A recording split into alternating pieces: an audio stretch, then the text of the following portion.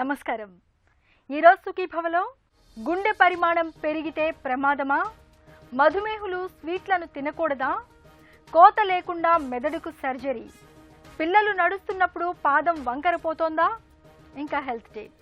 విశాలమైన హృదయాన్ని మనం గొప్పగా చెప్పుకుంటాం, గొప్ప మనసుగా భావిస్తాం. ఇదంతా కవితాత్మకంగా భావాత్మకంగా చెప్పుకోవడానికి బాగానే ఉంటుంది. కానీ వాస్తవంగా గుప్పెడంత ఉండాల్సిన మన గుండె పరిమాణం కొంచెం పెరిగినా మనకు సమస్యల తాకిడి పెరిగిపోతుంది. 4 అడుగులు వేస్తే ఆయాసం, పైకి లేస్తే కళ్ళు తిరగడం, కాళ్ల వాపులు, ఇవన్నీ పెరిగిన గుండె మూలంగా వచ్చే తిప్పలే. గుండె పరిమాణం పెరగడానికి అసలు కారణాలు, వాటికి పరిష్కార మార్గాల గురించి ఇప్పుడు తెలుసుకుందాం.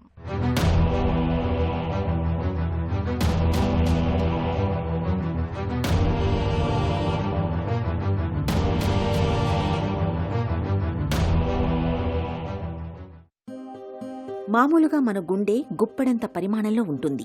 అలా ఉండాలి కూడా. అయితే పరిమాణం నుంచి స్వరూపం వరకు అంతా ఖచ్చితంగా కొలతల ప్రకారం ఉండాల్సిన పరిమాణంలో ఉన్నప్పుడే మన గుండె నుంచి జీవ ఇంధనమైన రక్తం శరీరంలోని అణువణువుకు చక్కగా సరఫరా అవుతుంది.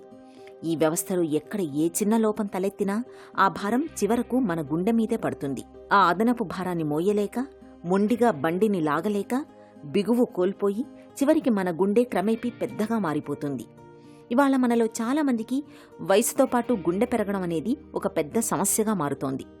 గుండె పరిమాణం ఉండాల్సిన దానికన్నా ఎక్కువైనప్పుడు రక్త సరఫరా సామర్థ్యం సన్నగిల్లిపోవడంతో పాటు గుండె వైఫల్యం వంటి ప్రాణాంతక ముప్పు ఎదురవుతోంది. ఈ నార్మల్గా గుండె పెరగడం అనే మాట రెగ్యులర్గా వింటుంటాము. ఈ గుండె పెరగడం అనే దాన్ని మనం ఈ మెడికల్ టెర్మినాలజీలో కార్డియోమయోపతి అనొచ్చు. కార్డియోమయోపతి అంటే దానికి మల్టిపుల్ కాజెస్ ఉంటాయి, అందులో చాలా రకాలు ఉంటాయి. అంటే ఇష్కిమిక్ కార్డియోమయోపతి, దానివల్ల అంటే డైలేటెడ్ కార్డియోమయోపతిని, హైపర్ట్రోఫిక్ కార్డియోమయోపతి అని. అంటే గుండెలో గుండె కండరం సన్నబడి ఒక్కొక్కసారి పెరిగిపోతుంది, లేకపోతే గుండె కండరం బాగా ఉబ్బిపోయి పెరిగిపోతుంది. సో ఇది మల్టిపుల్ రకాలు అనమాట. ఒక్కొక్కసారి హార్ట్లో ఏదైనా కొరనరీ హార్ట్కి సంబంధించిన రక్తనాళాల్లో బ్లాక్స్ ఉన్నా సరే హార్ట్ డైలేట్ అయ్యి పెరిగిపోతుంది. సో ఇది మల్టిపుల్ టైప్స్ అనమాట. దీన్ని కార్డియోమయోపతి అంటాం మనం. ఈ కార్డియోమయోపతి ఈ ఇందాక చెప్పినట్టు ఈ డైలేటెడ్ కార్డియోమయోపతిని, హైపర్ట్రోఫిక్ కార్డియోమయోపతి, వీళ్ళలో ఒక్కొక్క రకంలో కొన్ని లక్షణాలు ఉంటాయి. యూజువల్గా ఈ డైలేటెడ్ కార్డియోమయోపతిలో ఎలా ఉంటుందంటే వీళ్ళకి నడుస్తుంటే ఆయాసం రావడం, స్టెప్స్ ఎక్కుతుంటే ఆయాసం రావడం, లేకపోతే నడుస్తుంటే ఛాతీలో నొప్పి రావడం, గుండె దడ రావడం, ఇలాంటి కంప్లైంట్స్ అన్నీ ఉంటాయి ఈ హైపర్ట్రోఫిక్ ఈ డైలేటెడ్ కార్డియోమయోపతిలో. ఈ హైపర్ట్రోఫిక్ కార్డియోమయోపతి ఏదైతే చెప్పానో వాళ్ళకి అసలు ఏ కంప్లైంట్ ఉండకపోవచ్చు. వాళ్ళకి ఒక్కొక్కసారి సడన్గా కళ్ళు తిరిగి పడిపోవడం, లేకపోతే గుండె దడ రావడం, అలాంటి కైండ్ ఆఫ్ కంప్లైంట్స్ ఉంటాయి. యూజువల్లీ చాలాసార్లు ఏదైనా వేరే కార్డియాక్ టెస్ట్లో లేకపోతే వేరే జనరల్ చెకప్కి వెళ్ళినప్పుడు యూజువల్ టెస్ట్లో ఒక్కొక్కసారి డిటెక్ట్ అవుతుంది కార్డియోమయోపతి. అంటే ఏ సిమ్టమ్స్ లేకుండా కూడా వాళ్ళు ఉండొచ్చు అన్నమాట. గుండె పరిమాణం పెరగడం అంటే గుండె లోపల గదుల వైశాల్యం పెరగడం లేదా గుండె కండరం మొత్తంగా పెరగడమని చెప్పుకోవచ్చు.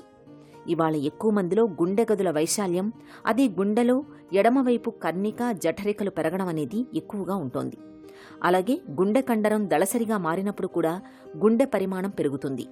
గుండెపోటు తర్వాత చికిత్స ఆలస్యమవుతున్న కొద్దీ గుండె కండరానికి సరఫరా తగ్గిపోతూ క్రమంగా చచ్చుబడిపోతుంది. చికిత్స తర్వాత కూడా జరిగిన నష్టాన్ని భర్తీ చేసుకునేందుకు గుండె రకరకాల ప్రయత్నాలు చేస్తుంది. ఈ ప్రయత్నంలో భాగంగానే గుండెలో ఎడమవైపు గదుల వైశాల్యం కూడా పెరుగుతుంటుంది. ఇక చాలా కాలంగా హై బీపీతో బాధపడుతున్నప్పుడు, రక్తనాళాల జబ్బులు ఉన్నప్పుడు కూడా గుండె పెరిగే అవకాశం ఉంటుంది. ఊపిరితిత్తుల్లో సమస్యలు ఉన్నప్పుడు, ఆస్తమా, ఎంఫసీమా లాంటి దీర్ఘకాలిక జబ్బులతో బాధపడుతున్నప్పుడు గుండెలో కుడివైపు గదులు పెరుగుతుంటాయి. హై బీపీతో పాటు జన్యుపరమైన తేడాలు ఉన్నప్పుడు, గుండెలో కవాటాలు సరిగ్గా పనిచేయనప్పుడు, కఠినమైన శారీరక శ్రమ చేసే అలవాటు ఉన్నప్పుడు గుండె కండరం మందంగా దళసరిగా మారుతుంటుంది. ఈ గుండె పెరగడం, ఈ కార్డియోమయోపతి అనే ముప్పు ఒకటేంటంటే హెరిడిటరీ. అంటే ఎవరైనా ఫ్యామిలీస్లో మన పేరెంట్స్కి కానీ ఇంకా రిలేటివ్స్లో కానీ ఎవరికైనా ఇలాంటి కార్డియోమయోపతి ఉంటే మనకు కూడా వచ్చే అవకాశం అనేది, రిస్క్ అనేది పెరుగుతుంది. అదొక పాసిబిలిటీ. ఇంకొకటి ఏంటి అంటే ఎవరికన్నా ఆల్కహాల్ తాగేవాళ్ళు, సిగరెట్ స్మోకర్స్, వీళ్ళలో కూడా ఈ కార్డియోమయోపతి రిస్క్ అనేది కొంచెం ఎక్కువగా ఉంటుందన్నమాట. ప్లస్ ఇంకొకటి ఇందాక చెప్పినట్టు హార్ట్లో ఏమన్నా బ్లాక్స్ ఉన్నా సరే అప్పుడు కూడా హార్ట్ అనేది డైలేట్ అవుతుంది. అది ఇష్కిమిక్ కార్డియోమయోపతి అంటాం. దీన్ని మనం నిర్ధారించాలి అంటే ఎకోకార్డియోగ్రఫీ చేసుకుంటే సరిపోతుందండి. యూజువల్గా ఇప్పుడు ఏ కార్డియాలజిస్ట్ దగ్గరికి వెళ్ళినా సరే ఫస్ట్ మనం హార్ట్ పనితీరు ఎలా ఉందో చూడాలంటే ఫస్ట్ మనం ఈసీజీ ఎకో చేస్తాం, బేసిక్ ఇన్వెస్టిగేషన్స్.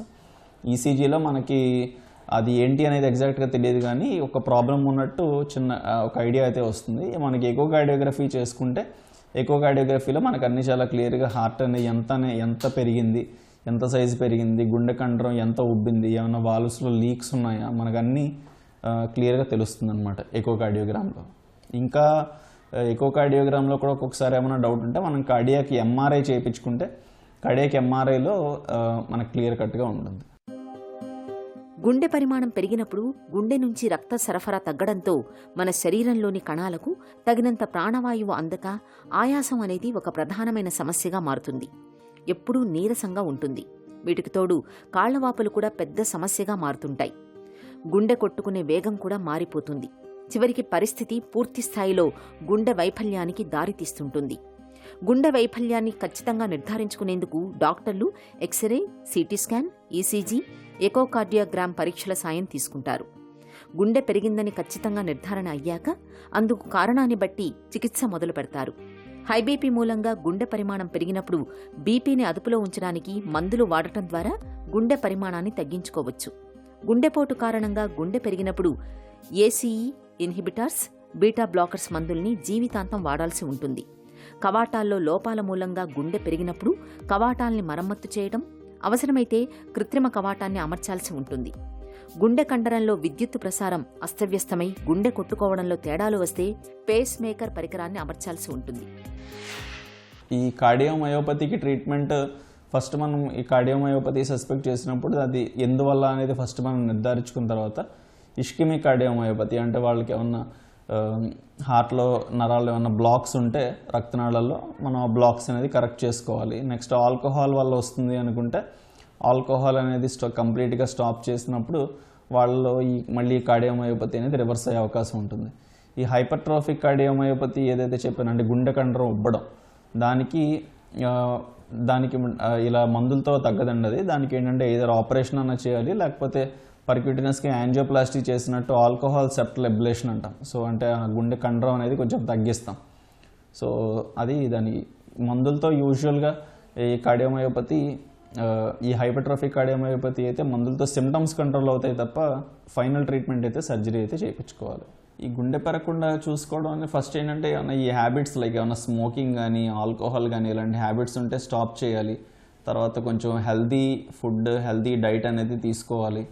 ప్లస్ ఆల్రెడీ ఎవరికన్నా ఈ గుండె పెరిగినట్టు ఇలా డయాగ్నోజ్ అయ్యే వాళ్ళు కొంచెం వాటర్ ఎక్కువ తీసుకోకుండా వాళ్ళకి 1.5 లీటర్స్ పర్ డే అని కానీ లేకపోతే 1.5 నుంచి 2 లీటర్స్ పర్ డే మాత్రమే వాటర్ తీసుకోవాలి. యాజ్ పర్ కార్డియాలజిస్ట్ చెప్పినట్టు ఫాలో అవ్వాలి diet. Next usual other preventive measures, ఇలా ఎవరికన్నా ఫ్యామిలీలో ఎవరికన్నా ఇలాంటి కార్డియోమయోపతి ఉంటే ఎర్లీగా డాక్టర్ని కన్సల్ట్ చేసి అట్లీస్ట్ ఒకసారి ఈసీజీ, ఎకోకార్డియోగ్రామ్ చేయించుకున్నట్లయితే వాళ్ళకి కార్డియోమయోపతి ఉందో లేదో అనేది తెలుస్తుంది. మన గుండె పరిమాణం ఉండాల్సిన దానికన్నా ఎక్కువగా ఉందని తెలిసినప్పుడు ఒకవైపు మందులు వాడుతూ చికిత్స తీసుకుంటూనే మరోవైపు గుండెపై భారం తగ్గేలా జీవనశైలిని మలుచుకోవాలి. ముఖ్యంగా శక్తిని మించి, సామర్థ్యానికి మించి పనులు చేయడం మానుకోవాలి.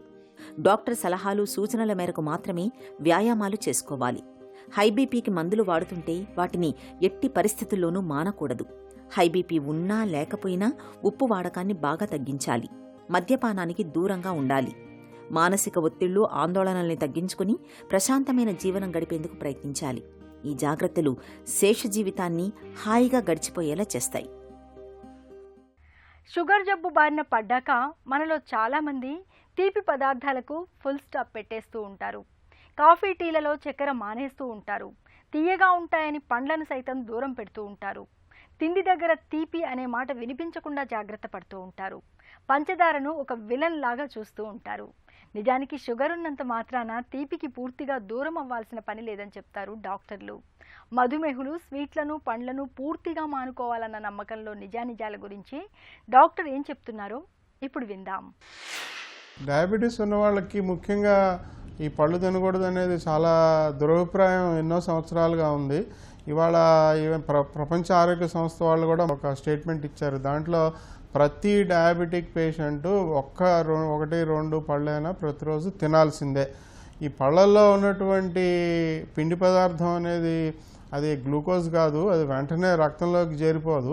తర్వాత చాలా పళ్ళల్లో ఏంటంటే పిండి పదార్థం 27% మించి ఉండదు. మనం అన్నం కానీ గోధుమలు కానీ వాడితే దాంట్లో 60, 70, 80% పిండి పదార్థం ఉంటుంది. అదే పళ్ళల్లో ఎక్కువగా పిండి పదార్థం ఉన్న పండు అరటిపండు అనమాట, 27% ఉంటుంది, అంతకన్నా ఎక్కువ ఉండదు. ఇక మామిడి పళ్ళు అవన్నీ కూడా అరటిపళ్ళు కన్నా తక్కువే. మీరు అదే ద్రాక్ష పళ్ళు తీసుకున్నారనుకోండి, దాంట్లో ఓన్లీ 12, 14%, ఎందుకంటే నీళ్లు ఎక్కువ ఉంటాయి. ఇది కాకుండా పళ్ళలన్నింటిలో కూడా పీచు పదార్థాలు ఎక్కువ ఉంటాయి. అన్నీ మీరు అరటిపండు తీసుకోండి, అందులో 70% పీచు పదార్థం ఉంది. మామిడి పండు తీసుకోండి, 70% పీచు. సపోటా తీసుకోండి, 70% పీచు పదార్థం. యాపిల్, ఇవన్నీ కూడా ఏంటంటే మనం ఆహారంలోని పిండి పదార్థాన్ని వెంటనే జీర్ణాశయంలోంచి రక్తంలోకి వెళ్లకుండా ఆపుతాయి. అది కాకుండా ఈ పండులో ఉన్నటువంటి రంగు, అంటే మీరు బొప్పాయిలో ఉన్నటువంటి రంగు కానీ మామిడి పండు కానీ రంగు, అంటే మీకు ఆ రంగు అనేది కొన్ని ఫ్లావనాయిడ్స్ అవన్నీ కూడా చాలా మంచి పదార్థాలు అన్నమాట. ఇవన్నీ కూడా యాంటీ ఆక్సిడెంట్స్ అంటాం. ఇది క్యాన్సర్ రాకుండా నివారిస్తాయి. కాబట్టి పళ్ళు అనేవి సాధారణంగా అందరూ అవాయిడ్ చేస్తున్నారు, అది తప్పు. పళ్ళు అనేవి ముఖ్యంగా డయాబెటీస్ వాళ్ళంతా తీసుకోవాలి. ఒకవేళ పండు తీసుకోవటం వలన వాళ్ళ రక్తంలో గ్లూకోజ్ పెరిగినట్లయితే 1 మాత్ర 2 మాత్రలు ఎక్కువ వేసుకోవాలి, లేదా ఇన్సులిన్ డోస్ పెంచుకోవాలి. అది డాక్టర్ సలహాతోనే చేయాలి. అంతేగాని అసలు పళ్ళు మొత్తం మానేసేసి డయాబెటీస్ని మనం నియంత్రణలో ఉంచుకోవటం అనేది తప్పైన విషయం. తీపి పదార్థాల వలన వచ్చే నష్టం ఏమి ఉండదు, కానీ ఈ మిఠాయిలు తయారు చేసుకోవడంలో వాడేటువంటి కొవ్వు పదార్థాల వలన మన డయాబెటీస్ వాళ్ళకి నష్టం జరుగుతుంది, లావు పెరుగుతారు. రక్తంలో కొవ్వు పదార్థం పెరుగుతుంది, అంటే కొలెస్ట్రాల్, ట్రైగ్లిజరైడ్ లాంటి కొవ్వు పదార్థాలు పెరుగుతాయి. అలాగే కణాల్లో కూడా కొవ్వు పదార్థాలు పెరగటం వలన ఇన్సులిన్ రెసిస్టెన్స్ వస్తుంది. మనం వాడేటువంటి ఇన్సులిన్ కానీ మందులు కానీ మోతాదులు పెంచుకోవాల్సి వస్తుంది. అందుకని మిఠాయిలు తినద్దంటాం, కానీ అదేదో అందులో పంచదార ఉంది, తీపి ఉందని కాదు, కొవ్వు పదార్థాలు ఎక్కువ వెళ్తాయని మిఠాయిలు తినకూడదు అంటాం అన్నమాట. మెదడుకు చేసే సర్జరీలు చాలా సంక్లిష్టమైనవే కాదు, ఏ కొంచెం తేడా వచ్చినా మొత్తంగా ప్రాణమే ప్రమాదంలో పడుతుంది. అయితే వైద్య విధానం అభివృద్ధి చెందుతున్న కొద్దీ మెదడుకు చేసే సర్జరీల్లోనూ విప్లవాత్మకమైన మార్పులు వస్తున్నాయి. ఎండోస్కోపిక్ థర్డ్ వెంట్రిక్యులాస్టమీ అలాంటిదే. మెదడు చుట్టూ నీరు చేరే హైడ్రోకెఫలస్ సమస్యకు ఒకప్పుడైతే ట్యూబ్ లాంటి షంట్ పెట్టి ఆపరేషన్ చేసేవాళ్ళు. దీంతో పెద్దగా ఇబ్బంది లేకపోయినా కాలక్రమంలో షంట్ పనిచేయకపోవడమో బ్లాక్ కావడమో జరిగేది. అయితే ఇవాళ షంట్ బ్లాక్ అయినప్పటికీ ఎండోస్కోపిక్ పద్ధతిలో చిన్న రంధ్రం సాయంతో మెదడుకు చేరుకుని హైడ్రోకెఫలస్ సమస్యను సరిచేస్తున్నారు. ఎండోస్కోపిక్ థర్డ్ వెంట్రిక్యులాస్టమీ సర్జరీ గురించిన పూర్తి వివరాల్ని ఇప్పుడు తెలుసుకుందాం. ఇప్పుడు ఎండోస్కోపిక్ థర్డ్ వెంట్రిక్యులాస్టమీ ఎప్పుడు చేస్తామంటే, మెదడులో నీరు మనం అందరం చాలా కామన్గా చూసేది హైడ్రోకెఫలస్ అంటాం. అంటే బ్రెయిన్లో ఉండేటువంటి సిఎస్ఎఫ్ అన్నది నార్మల్గా ఉండాల్సింది. ఏ కారణం వల్ల కానీ దాని తాలూకా పరిణామం కానీ పెరిగిపోతే దానికి చేసేటువంటి ఒక వైద్యంలో ఒక పద్ధతి. ఎండోస్కోపీ ద్వారా ఎక్కడ మనం వెళ్ళాలి అంటే, ముందు లాటరల్ వెంట్రికల్ అని పెద్ద క్యావిటీ కవాటాలు ఉంటాయి, దాని లోపల నుంచి వెళ్తూ స్క్రీన్ మీద చూసి దాన్ని అడ్జస్ట్మెంట్ చేసుకొని మళ్ళీ థర్డ్ వెంట్రికల్ ఎక్కడైతే మెయిన్ కేంద్రం బ్లాక్ ఉందో అక్కడ వరకు వెళ్ళి ఆ వెంట్రికల్ ఫ్లోర్ ఒకటి ఉంటుంది, కింద భాగం అడుగు భాగం, అక్కడ ఒక పొరలాడి తయారై ఉంటుంది. ఆ పొరని రంధ్రం చేయాలి. రంధ్రం చేస్తే నుయ్యి నుంచి వాటర్ వచ్చినట్టుగా ఉడుతూ ఉంటుంది. అంటే ఏదైతే పైన ఉండేటువంటి నీరు అక్కడ నుంచి వెళ్ళి మళ్ళీ పైకంతా సరఫరా అయ్యి ఈ షంటుతో ప్రమేయం లేకుండానే, ఆ షంటు మళ్ళీ తీయం షంటు ఉంటుంది, కానీ షంటుతో మనకి ఇప్పుడు ఇబ్బంది లేదు. షంటు పనిచేసినా చేయకపోవడం వల్ల ఇక్కడే మనం మెయిన్ కారణాన్ని దాన్ని మనం వైద్యం చేశాం కాబట్టి వ్యక్తి బాగా రికవర్ అవుతాడు, ఆ పేషెంట్ కూడా బాగా రికవర్ అయ్యాడు. సో ఇలాంటి ఆపరేషన్లో థర్డ్ వెంట్రిక్యులాస్టమీ ఎండోస్కోపీ ద్వారా చిన్న రంధ్రం అండి, ఒకే ఒక రంధ్రం, పెద్ద ఏదో బ్రెయిన్ అంతా ఓపెన్ చేయాల్సిన అవసరం లేదు. ఇది ఎక్కువ వ్యాప్తిలోనికి ఈ మధ్యన వస్తున్నది. ఈ ఎండోస్కోపీ ఎక్విప్మెంట్ కూడా చాలామంది దాన్ని వాడుతూ ఉండడం వల్ల ఈ ఎండోస్కోపీ బ్రెయిన్కి డ్యామేజ్ అన్నది ఆల్మోస్ట్ లేదు అని చెప్పవచ్చు. నడక నేర్చుకుంటున్న క్రమంలో పిల్లలు తప్పటడుగులు వేయడం సహజం. ఒకసారి నడకను నేర్చుకున్నాక తప్పటడుగులు వేయడం అనేది ఉండదు. అయితే కొంతమంది పిల్లల్లో పుట్టుకతోటి వచ్చిన లోపాల మూలంగా నడుస్తున్నప్పుడు పాదాలు వంకరపోతూ ఉంటాయి. నిటారుగా ముందుకు పడాల్సిన పాదాలు ఒక వైపుకు తిరిగినట్లుగా పడుతూ ఉంటాయి. ఈ రకమైన పరిస్థితిని వైద్య పరిభాషలో పీడియాట్రిక్ ఎంటోయింగ్ అని, వాడుకలో పీజియన్ టో అని పిలుస్తారు. పాదాల్లో వంకరను తెచ్చిపెట్టే ఈ సమస్య అసలు ఎందుకు వస్తుందో, దీనికి ఎలాంటి వైద్య చికిత్స అవసరమవుతుందో డాక్టర్ని అడిగి ఇప్పుడు తెలుసుకుందాం.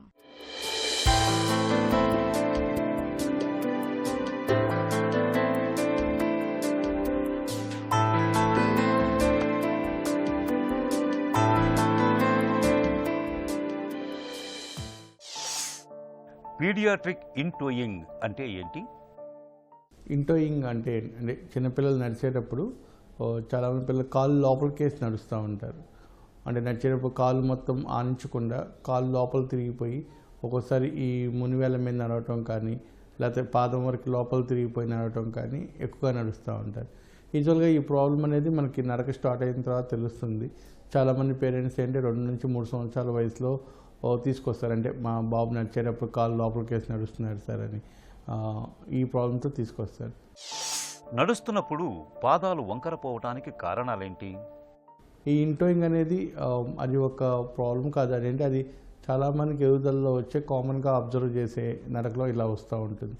దీనికి రావడానికి ఎక్కువ కారణం ఏంటంటే, చాలామంది పిల్లలకి ఈ లోపల గర్భంలో నుంచి డెలివరీ అయిన తర్వాత పిల్లలు నడిచేటప్పుడు లోపల ఈ హిప్ దగ్గర రొటేషన్ ఎక్కువ ఉంటుందండి.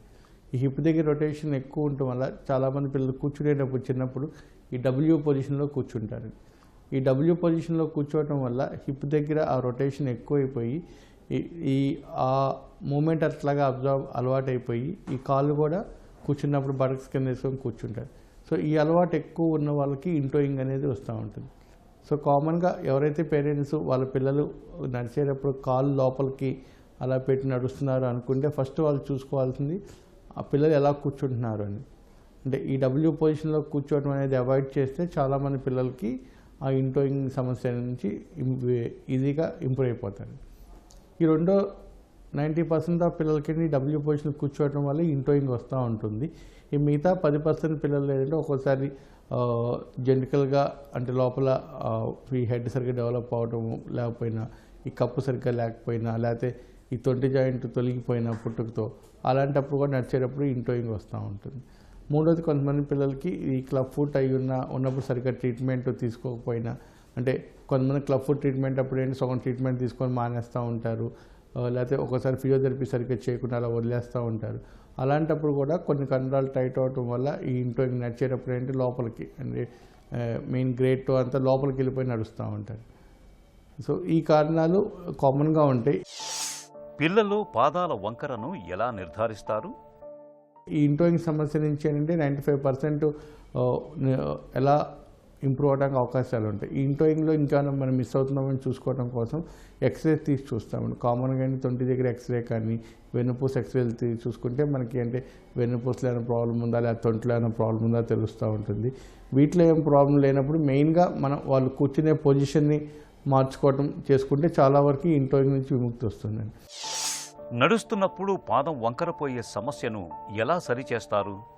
కూర్చున్నప్పుడు చాలామంది పిల్లలకి మన చిన్నప్పటి నుంచి ఏంటంటే బాసా పట్టలు వేసుకొని క్రాస్ లెగ్ కూర్చోవడం అలవాటు చేస్తే వాళ్ళకి ఏంటంటే ఆ జాయింట్ దగ్గర మోషన్ అంటే రొటేషన్ అది ఇంప్రూవ్ అయిపోయి ఇంటోయింగ్ సమస్య నుంచి బయటపడవచ్చు. నెక్స్ట్ ఏంటంటే పిల్లలకి మేము కామన్గా చెప్పేది ఈ కింద ఇలా బాసా పట్టలు వేసుకొని కూర్చోవటం. రెండోది సైక్లింగ్ చేయమంటాం. అంటే 1.5 year నుంచి పిల్లల్ని సైకిల్ తొక్కమంటాం. ఈ సైకిల్ తొక్కటం వల్ల 2 కాళ్ళు దూరంగా పెట్టుకోవడం వల్ల హిప్ దగ్గర మోషన్ కూడా ఇంప్రూవ్ అయ్యి ఈ ఇంటోయింగ్ సమస్య నుంచి బయటపడవచ్చు. రేర్గా కొంతమంది పిల్లలకి అంటే ఈ పొజిషన్ మార్చుకోవడం వల్ల కానీ లేదా సైక్లింగ్ వల్ల కానీ వీటన్నిటిలో వాళ్ళు కూడా ఇంప్రూవ్ అవ్వకుండా కొంతమంది పిల్లలు నడిచేటప్పుడు బాగా లోపల రొటేషన్ అయి ఉంటారు. అలాంటి వాళ్ళకి 5 నుంచి 6 సంవత్సరాల వయసులో ఆపరేషన్ చేసుకొని మనం కాళ్ళని స్ట్రైట్ చేసుకోవచ్చు. సో బట్ ఆపరేషన్ చేసే ముందు ఈ రకమైన అంటే మజిల్ ఇంబ్యాలెన్స్ ఏముందో చూసుకోవటం, కూర్చునే పద్ధతులు ఏమైనా తేడాగా ఉంటే కరెక్ట్ చేసుకోవటం ఇవన్నీ చేసుకోవచ్చు. అప్పటికి ఇంప్రూవ్ అయిన పక్షంలో మనం ఆపరేషన్ చేసుకొని ఆ ఇంటోయింగ్ సమస్య నుంచి బయటపడవచ్చు. పసిబిడ్డలో పాదం వంకరను ముందుగానే గుర్తిస్తే ప్రత్యేకమైన షూలు, బ్రేస్ల సాయంతో తేలికగా చికిత్స చేయొచ్చు. ఆలస్యం అవుతున్న కొద్దీ పాదాల్లో వంకరను సరిచేయడం కష్టంగా మారుతుంది. ఒక్కోసారి ఆపరేషన్ కూడా అవసరమవుతుంది. ఇక ఈరోజు కార్యక్రమాన్ని ముగించే ముందు ఆంధ్ర హాస్పిటల్స్ సమర్పించే ఒక చిన్న చిట్కా మీకోసం. వేసవిలో తరచూ దాహం వేస్తున్నప్పుడు క్యారెట్లను మెత్తగా గుజ్జుగా చేసి ఆ గుజ్జుకు కాస్త పాలు, కొంచెం చక్కెర, చిటికెడు యాలకుల పొడిని కలిపి తీసుకోండి. దప్పిక తీరడంతో పాటు శరీరానికి చలవదనం కూడా లభిస్తుంది. సుఖీభవ కార్యక్రమానికి సంబంధించిన మీ విలువైన సూచనలు, సలహాల్ని వెంటనే మాకు రాయండి. మా చిరునామా Sukhibhava, ETV, Ramoji film city, Hyderabad 501512 లేదా sukhibhava@etv.co.in కు ఈమెయిల్ చేయండి.